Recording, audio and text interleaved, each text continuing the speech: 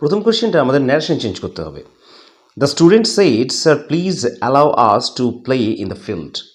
স্টুডেন্টেরা বা ছাত্রছাত্রীরা তাদের শিক্ষককে বলল যে আমাদেরকে মাঠের মধ্যে খেলতে দিন। এটা প্লিজ দিয়ে আছে, সুতরাং এটা একটা ইম্পারেটিভ সেন্টেন্স। এর আনসারটা দেখো, the students requested their teacher to allow them to play in the field. দেখো, রিকোয়েস্টেড দেয়ার টিচার করেছি আমরা, এখানে যেহেতু অনুরোধ করছি প্লিজ আছে তাই আমরা রিকোয়েস্ট কথাটা ব্যবহার করতে পারি। পাস্ট টেন্স আছে তাই রিকোয়েস্টেড বলা হয়েছে। দেয়ার টিচার, এই যে স্যার কথাটা ডাইরেক্টলি বলা আছে, এখানে আমরা দেয়ার টিচার কথাটা ইউজ করলাম এটা বোঝাবার জন্য। তারপরে দেখো, আমরা জানি ইম্পারেটিভ সেন্টেন্স একটা টু ব্যবহার করতে হয় আর তারপরে ভার্বের প্রেজেন্ট টেন্স ব্যবহার করতে হয়।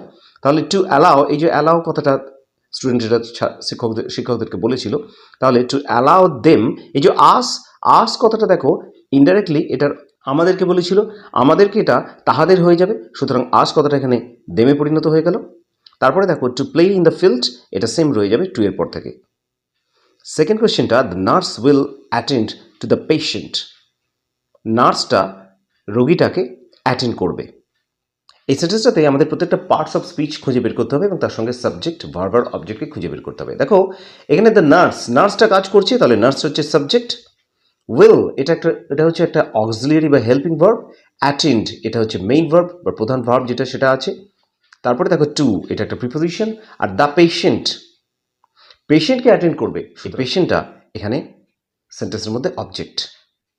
দেখো এটাকে আমরা যখন ইনডাইরেক্টে পরিণত করেছি, মানে প্যাসিভ ভয়েসে পরিণত করেছি, দেখো দ্য পেশেন্ট এই যে অবজেক্ট এটা আগে এসেছে, দ্য পেশেন্ট উইল, এই উইলটা এখানে বসেছে এবং উইল বা শ্যাল হলে আমরা জানি তার সঙ্গে একটা বি ভার্ব অ্যাড করতে হয়, তাহলে উইল বি, এখানে একটা বি ভার্ব অ্যাড হয়েছে।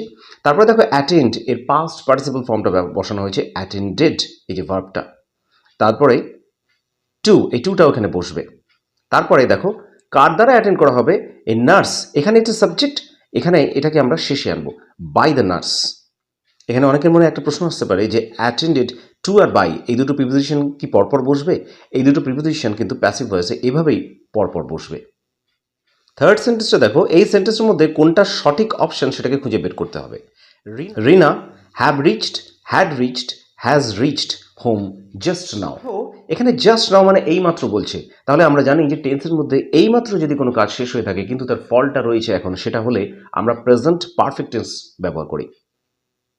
আর জাস্ট নাও মানে এইমাত্র বোঝাচ্ছে, সুতরাং আমাদের এই সেন্টেন্সে হ্যাজ রিচড এই অপশনটা সঠিক অ্যান্সার হবে।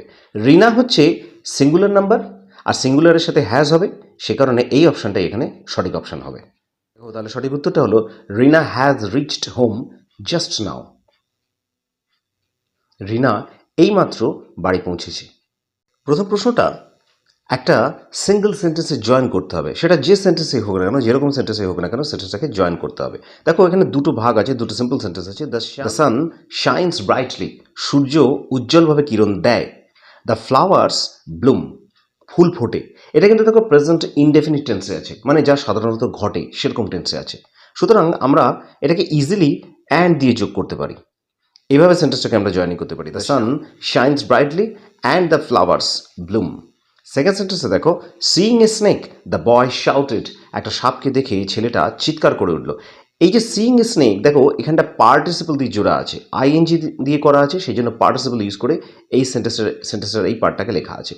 এখানে এটা কিন্তু একটা সিম্পল সেন্টেন্স, এখানে একটাই ফিনিট ভার্ব আছে, ফিনিট ভার্ব হচ্ছে এই ভার্বটা, এটা কিন্তু হচ্ছে non finite verb.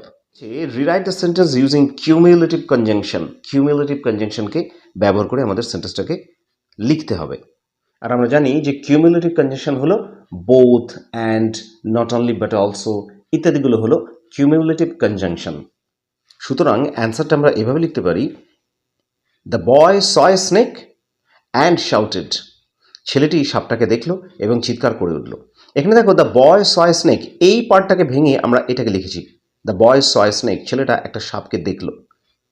R and দিয়ে দেখো বাকি পার্টটাকে আমরা জুড়ে দিয়েছি শাউটেড। এখানে কিন্তু এই যে শাউটেড কথাটা, এই শাউটেড ভার্বটার সঙ্গে কিন্তু এই সাবজেক্টটাই জুড়ে আছে, যার জন্য এই অ্যান্ডের পরে এই পার্টটাতে আর দ্বিতীয়বার কোনো সাবজেক্ট লেখার প্রয়োজন পড়বে না। অ্যান্ড শাউটেড লেখার মানেই কিন্তু ছেলেটি সাপটাকে দেখলো এবং চিৎকার করে উঠল। আর এই সেন্টেন্সটা একটা কম্পাউন্ড সেন্টেন্স হলো, যেখানে অ্যান্ড ব্যবহার করে দুটো স্বাধীন বাক্যকে জুড়ে দেওয়া হলো। দেখো, she said that she would return soon, সে বলেছিল যে সে তাড়াতাড়ি ফিরে আসবে। এখানে আমাদের বলেছে write the clause and state its kind. এই সেন্টেন্সের মধ্যে ক্লজ খুঁজে বের করতে হবে এবং ক্লজটা কী টাইপের ক্লজ খুঁজে বের করতে হবে। যারা ক্লজ করেছো তারা জানো যে এখানে ক্লজ খুঁজে বের করার মানে কিন্তু সাবঅর্ডিনেট ক্লজ খুঁজে বের করতে হবে আমাদের, প্রিন্সিপাল ক্লজ কিন্তু খুঁজে বের করতে হবে না। আর এই সেন্টেন্সটার মধ্যে সাবঅর্ডিনেট ক্লজ হলো এইটুকু portion, that she would return soon. এই বাক্যের মধ্যে সি সেড এইটুকু পোর্শন হলো প্রিন্সিপাল ক্লজ, আর বাকি আন্ডারলাইন করা জায়গাটা হচ্ছে সাবঅর্ডিনেট ক্লজ। এবার প্রশ্ন, এটা কোন ক্লজের মধ্যে পড়ছে? আমরা জানি কোনো সেন্টেন্সে কোনো ক্লজ যদি অবজেক্টের মতো কাজ করে পুরোপুরি এবং কোনো ভার্বের হয়ে অবজেক্টের কাজ করে তাহলে সেটা নাউন ক্লজের আন্ডারে পড়ে। এখানে দেখো এই যে পোর্শনটা দ্যাট শি উড রিটার্ন সুন, এটা কিন্তু এই সেইড এই ভার্বটার পুরোটা অবজেক্ট হিসেবে কাজ করছে। যদি প্রশ্ন করা হয় সি সেইড, সে কি বলেছিল? সে বলেছিল দ্যাট শি উড রিটার্ন সুন, যে সে তাড়াতাড়ি ফিরবে। আমরা এর উত্তর পাচ্ছি। সুতরাং এই যে সেইড কথাটা, এই সেইড কথাটার অবজেক্ট হিসেবে কাজ করছে এই যে আন্ডারলাইন ওয়ার্ড পার্টটা, এই আন্ডারলাইন পার্টটা, অর্থাৎ ব্লু পোর্শন যেটা আছে সেটা হচ্ছে সাবঅর্ডিনেট ক্লজ আর এটা নাউন ক্লজ।